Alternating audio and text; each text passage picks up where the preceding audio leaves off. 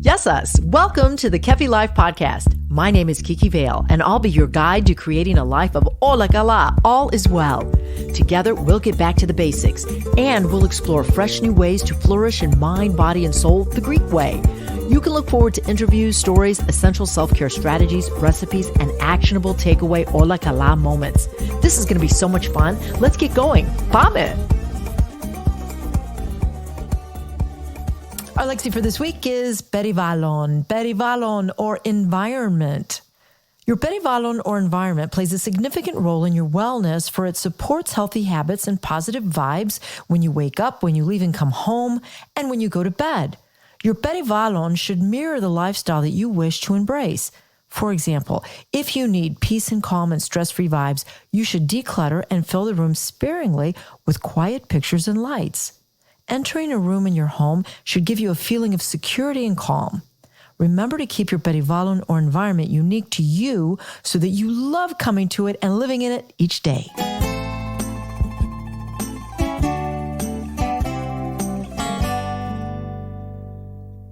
Eleolado, olive oil, has been celebrated in the civilized world for millennia. Nearly eternal, the oil of this fruit has been more than just food to the cultures of the Mediterranean region. It's been medicinal, ceremonial, sacramental, and the foundation of great wealth and power. It is safe to say that olive oil is the ethos, the essence of Greek culinary culture. Today, the priceless and life-giving ingredients of this liquid gold can be delivered to you when you purchase your premium bottle of Kefi Life extra virgin olive oil from the region my parents were born, the Peloponnese. The coveted Koroneiki olive is extensively cultivated here in the southern part of Greece, which offers the unique microclimate needed to grow a fruit netting the utmost nutrient value for extra virgin olive oil. Kefi Life extra virgin olive oil, a boundless amount of value, high in antioxidants with anti-inflammatory properties, linked to good mood and improved mental health. Get your bottle of wellness today when you visit kefilife.shop. Welcome to this exceptional episode of Kefi Life, the podcast. I'm so happy to have you on a day where I get to reconnect with a resident and inn-owner of Thea's Inn in Ikaria, Greece. I met Thea years ago, probably, 3 or 4 years ago, and always think of her often because I love the inn, the location, the island. I had such a positive experience. Of course, you're going to remember these type of experiences. Ikaria. You may remember me speaking about it. It's a blue zone, but I'm not going to remind you about that. I'm going to let Thea talk about it as well because she's very good friends with Dan Buettner, who is the creator. He's from National Geographic. But anyways, Thea Parikos, it is so good to reconnect with you. Kiki, it's fine. It's good to finally see you in person. Oh my God, I can still see when I drove up, which by the way, I think it was a dirt road, when I drove up to your inn, I can still see the entrance to your inn, and there was like an archway or something with grapes hanging, and it was just so welcoming, and I felt like home. I felt like I was home. Oh, I'm so glad. I'm so glad you had that feeling. Thank you. How have you been? I've been good. Everything's been good. Of course, we had our problems here too with COVID, but living on an island, you are sort of isolated and a little bit insulated from outside problems a little bit more. Ikaria is a very unique island. I noticed that, and it's not a very commercial touristy item, and I like that as well. But you have you speak English perfectly, so let us share your story with the listeners about how you came to Ikaria and kind of immerse us into your experience, if you will. Of course. So my grandparents are from Ikaria. They emigrated to the States. My mother was born in the States, so I'm second generation American born. But we were very fortunate as children. My mother would bring us often. My family came often to Ikaria because we have very close ties with our family here. So Ikaria was never a foreign place. It was like a second home to us. And after high school, I had no clue what I wanted to do. So my parents said, take a year off and go stay with the family. And being in Greece and spending time in Ikaria, I realized I felt much more at home here than I did in the States. So I was basically coming back and forth as much as I could, met my husband on one of my trips. We were married in the States, and then we came back to Greece to live. Basically, we did trial and error. We tried Athens for a few years. We tried the States for a few years. And then we came back to live permanently in Ikaria and to build our inn. And that's where we've been since. And that was about 28 years ago. And do you find yourself so grateful and thankful that you made this type of, let's not call it a drastic move, it's kind of like a spiritual, soulful mood, if you will, move? I am grateful I did. This might sound strange, but to me, the life in Ikaria is more reality than the life in the city is. You have to weigh it out, what you want, because we do have problems here. Nowhere is paradise, right? There's no such thing. And so you have to weigh out what it is that you actually want, what you're looking for. Are you looking, it depends on what kind of type of a lifestyle you want. I'm not the person who needs a brand new car or the big fancy house or wants to work 60 hours a week, or even though we do a lot of times, having an inn's not an easy job, obviously. But it's getting back to, for me, it's getting back to reality, getting back to the basics, which are not so basic and simple as people used to say they were. Does that make sense? Yeah, and I'd like to explore that. I'd like to know what life in Ikaria is really like and what you mean by the basics, if you will. Because I always say getting back to the basics of Hippocrates, if you will. But yeah, let's talk about it. All right. So for us, our values are quite different than the West. A roof over our head, a job that gives us enough of an income to live with dignity, but our priorities are not around that. We're not judged by what we do. Doesn't matter what position you hold. You're judged by who you are. Our priorities are our health, our family healthy, our kids being well, taking care of the older people who are included in our lives. Good friends, good company, of course, good wine. This is a number one basic. And, absolutely. And to actually live your life and to be happy living your life. And not to say, when I retire, I want to do this. You're developing yourself as a person. It's not like the things that you amass in life. True. It's really about who are you becoming, how are you growing. And I always say this, Thea, I love experiences and meeting people. That's why I love travel. Yeah, you're absolutely right. You're absolutely right. You grow. So, you grow as a person. So, okay, tell us, since we don't have a visual here, if someone were to come to Ikaria, because your Arministis, is that at the bottom of the island? No, okay, so... I want to know where you're at exactly, the name of the town. We're in the village of Nas, which is about 5 minutes by car from Arministis. We're known for having beautiful sunsets. We're known for the river that goes into the beach, which is pretty awesome. It's a valley and the river comes down and it meets the sea. Awesome. It is a beautiful area. Gorgeous. It's really beautiful. Are there any particular herbs or vegetables or produce or fruit? I know fennel is really big in Ikaria. Is there anything particular to Nas? Oh, honey, we have wild herbs and greens growing all over the place. I mean, everywhere you go in Ikaria, certain areas have stronger herbs or better, whatever, depend the situation. Depending on the soil and things like this. There's some herbs that grow better in different parts of the island, but you have available to you, you have marjoram, you have oregano, savory, thyme, of course the fennel, and all the other different oregano, did I say that already? Different kinds of lavenders, and rosemary, thank you, sage, wild chamomile. Plus all the wild greens, the chicory greens, the different dandelion greens, all those, we have all those. At different times of the year, every season has its own joy. And like marjoram, I know that because I use it with my essential oil remedies, and that's really great for pain. You're probably discussing it in relation to food, which is fantastic. I feel as though the flavor of Ikaria, I shouldn't stereotype, but is fennel. I remember fennel very vividly. In some of the dishes that we had. But okay, so we're talking to you today, not only, what's that? We use a lot of fennel. We do, yes, we like our fennel. Especially with like your vegetables? Bean dishes, vegetable dishes, vegetable pies. Yeah, all kinds of things, certain meat dishes. Terrific. As a matter of fact, before we segue into the retreats, because I'm so excited to share this with the followers, I caught a glimpse of you. I watched excuse me, a lot of the interview, you were being interviewed, I think, by a woman in Australia, 60 Minutes in Australia. And in the kitchen, it was like a rustic kitchen, not a fancy white kitchen, but a rustic one where you can really dig your hands in and get a meal going. And this woman, she was an older woman, she was cooking like with such efficiency, with such knowledge, with such artistry. Who is this woman? This woman is Athina Mazari. And Athina is a cousin of ours, and she's also been cooking with us for many years. And she also has been doing, all through the years, the cooking for Dan also. And if you've seen the cookbook, the Blue Zone cookbook, you'll see how many, I don't even know how many recipes are from what we do, from Athina.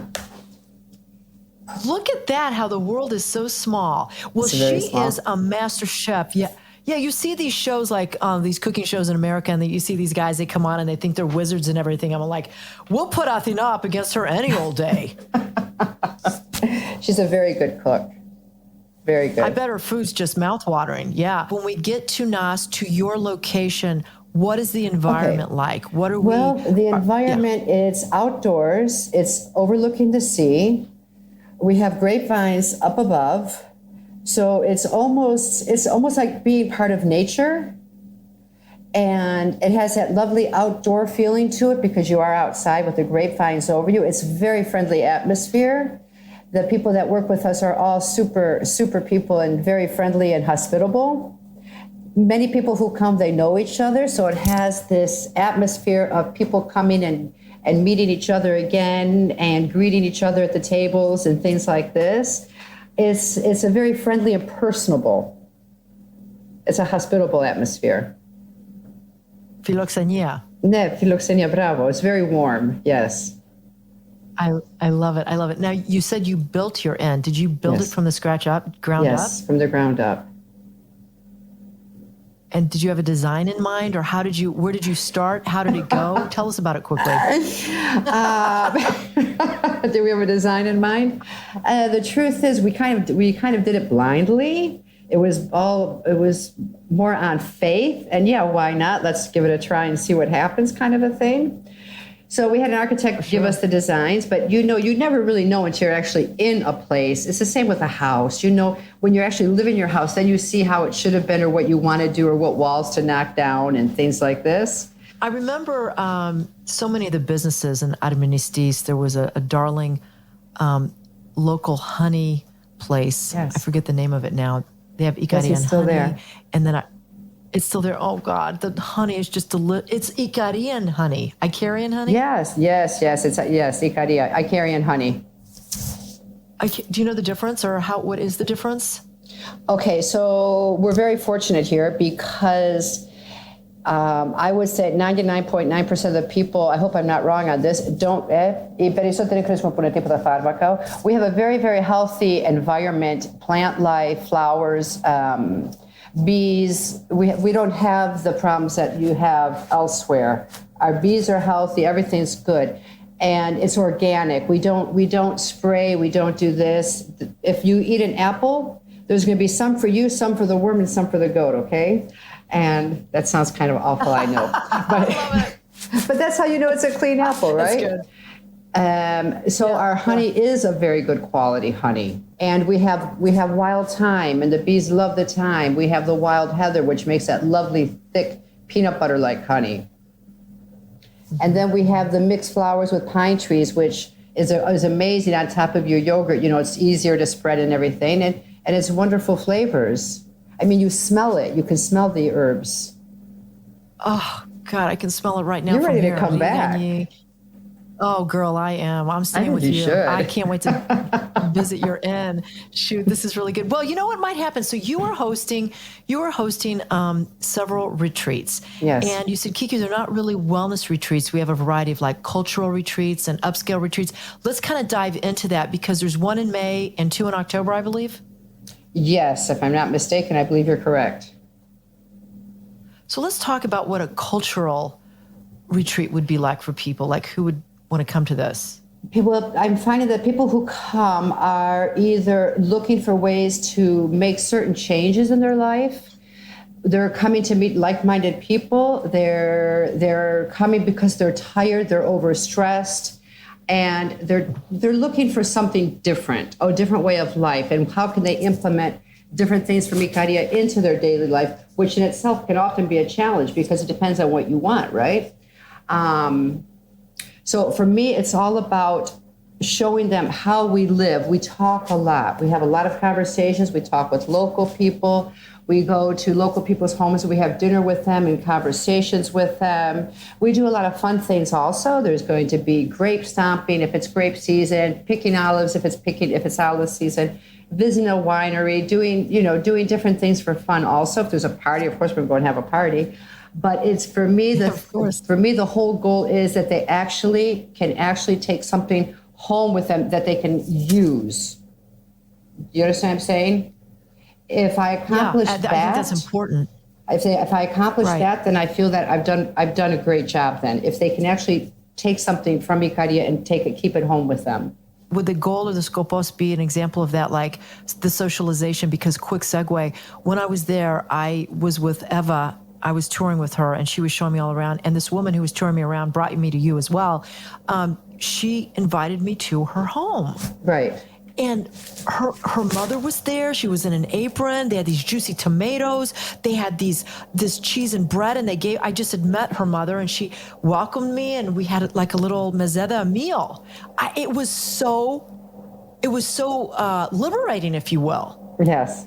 It's the Greek hospitality, right? And Icarians take that one step further. And sometimes it's about your values also. If somebody actually wants to downscale a little bit, have a little bit more free time, see a friend for a cup of coffee or whatever you have time for. Do you know what I mean? And what I'm finding from conversations with people is that they're so busy during the week. Saturday's a workout, cleaning up, catching up on chores day, and Sunday's a day of chilling out and relaxing if they don't go to church or they don't have a family thing going on. But so I say, so when do you see people? And they say on the holidays. Right. Oh my gosh, I would suffocate. Yeah. Okay, a friend of mine, she goes to the gym after work. I said, why don't you call up a friend and go for a walk? So you have company and you're exercising also, and you're outside, for goodness sakes. These little things. Or even when it comes to food, but you know about this more than I do, I'm sure, is I don't have time to cook healthy, I don't have time to eat healthy. I disagree with this. You can do little things to make it that much easier so you have it for the next day, or you can pre-prep something so you're a step ahead. What does your daily diet look like? What does the food look like for a person who lives in Ikaria? We make our own sauces. We don't buy a ready-made sauce. We're very seasonal. I will not buy a tomato in the wintertime. We have cabbage. It's the season for cabbage, for broccoli, for cauliflower, for kale, for all the lovely wild greens that we love to forage, of course. But my cooking can be a vegetable dish, a bean dish. It can be fish. It can be meat. It can be anything, but it will be from scratch. And as much as possible, it'll be whatever we have growing or local ingredients or foraging. Okay. So we've touched upon so many really important things, which is to implement a way of life that nourishes us, not only on the table, but in our relationships, in our day-to-day activity. And pretty much it starts with our values, which I'm crazy about this whole thing. You moved from Michigan. I could easily be over there in a plane ride from Chicago. Ooh, I hear that. Oh my God, you're tempting me. Okay, so back to the retreats, because you've got them in May. All right, May and October. Yes. There's one for women, and then tell me who your demo is. Who are you? You sort of mentioned that before, but do you have one for just women as well? Yes, because the one that's just for women, it's awesome. It's awesome. And I actually have women who will call me and say, I have a group of friends, and can you do a retreat just for us? Of course I can. But when it's just, okay, no, please don't take it the wrong way, guys. Nothing against you. But sometimes when it's just women, the dynamics are a bit different. And things might come out that might not come out when the men are present. So it can be a very liberating experience. because women all over the world have the same issues. They have the same issues. Isn't that something? We forget that. We think we're so alone, but we all share the whole thing. Oh, totally. It's amazing. It's amazing. And it's amazing the friendships that are formed and the things that come to the surface and the empathy that you see with the women together as a whole. There'll be times we'll be talking. I might not talk for an hour. I just let them go for it. And some of the things that we've been doing or experiencing, it triggers something in some people. And then you need to talk about it. You need to get it out. And it's quite beautiful, actually. Well, you know what? You're offering them the peace of mind, the quiet time, the space. Nature has a way of lending itself to being au natural or organic. And I think that it all begins with our environment. Definitely. And your environment, like when I came up there, it was just so quiet, so lovely. And people were just, it's almost like everybody in Ikaria is related. I think we are. We all know each other. God. I'll tell you one thing that I do like when people come here, and I've had a lot of people tell me this, when they come here, they feel like they're at home, but it's that they're with people that they've known, that they knew, but they just now met them. That people here make them feel so comfortable at home that it's like they came back to somewhere they've already been. I don't know if I'm articulating this correctly. No, you are absolutely articulating it correctly. And we're almost out of time, and I'm going to have you back again in our closing moments. I found out, and I missed it because I was just so gosh darn exhausted when I was in Ikaria, because I was like zipping around the island taking pictures. But I understand that you have some of the best panegyria in Greece. We know how to party. For the non-speaking Greeks, you got to share what a panegyria is. All right, first of all, for us here in Ikaria, it's different than other parts of Greece. The community comes together, the village comes together. It's all volunteer work. After the expenses are paid, but you might work 18 hours. You don't get paid for this. This is what you're expected to do. So after everything's been paid for, the music, the wine, the food, whatever, and the whole village community will sit down together. They go over the expenses and what they cleared, and then they have to decide what to do with the money. And the money doesn't go to anyone's pocket. It goes to a common good. It might be somebody who's having health issues and doesn't have money for a doctor. It might be to fix a road. It might be for somebody it could be for anything, but it has to be, it's not personal gain. Okay? This is very important.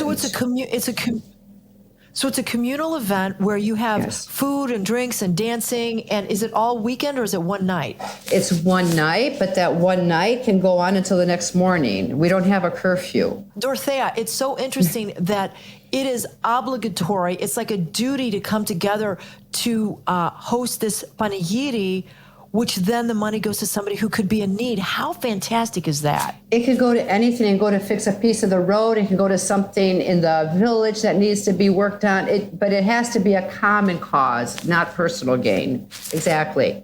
And we still have this way of thinking, though. Yeah. Well, where do people find you? Like, if they're very intrigued, which I'm sure they are, and they're considering maybe a retreat in May, maybe one in October, how would they go about finding you and your retreat? Just go on my website, theazinns.com. TheaInns. Wait a minute. TheaSINN.com. Theazin. I had to think about that. You said something about people that come there, like they've saved their money and they've worked and they're finally in retirement and they're like, finally I get to come. And you say that they are looking for their identity.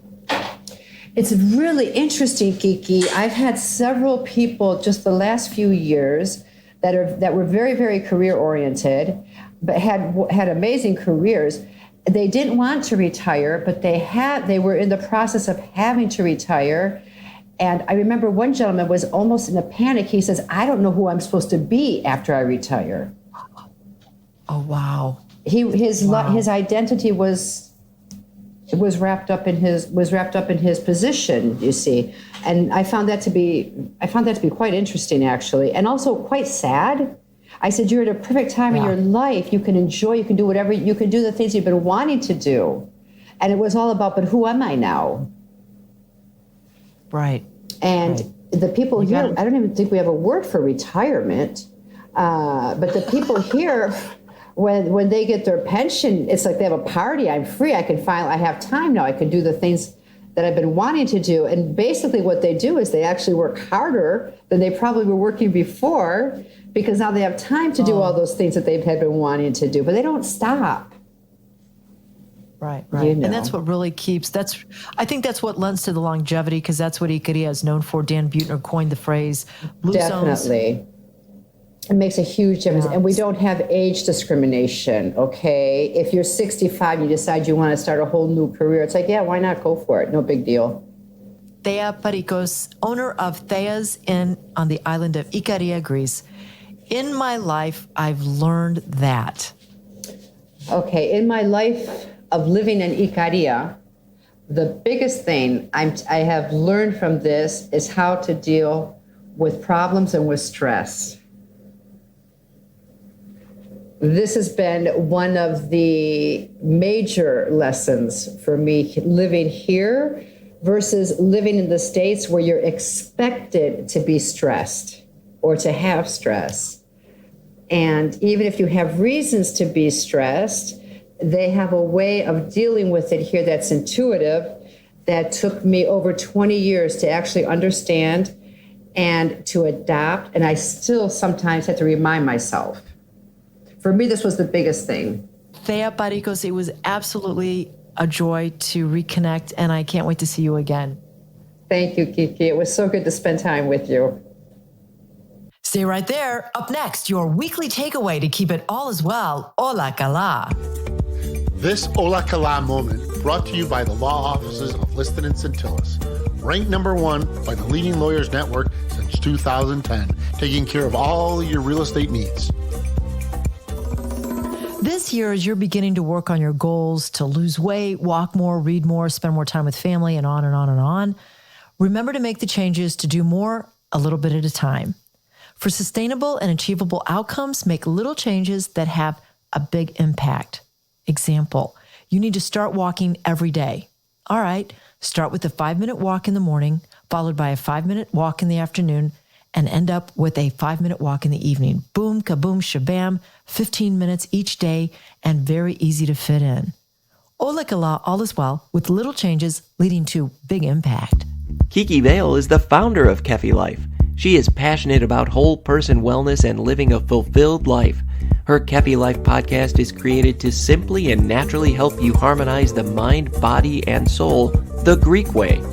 Visit KefiLife.com, at KefiLife365 on Instagram, and check out Kiki Vale on LinkedIn and on Twitter. Join us again next time for more positive energy and inspiration on Kefi Life.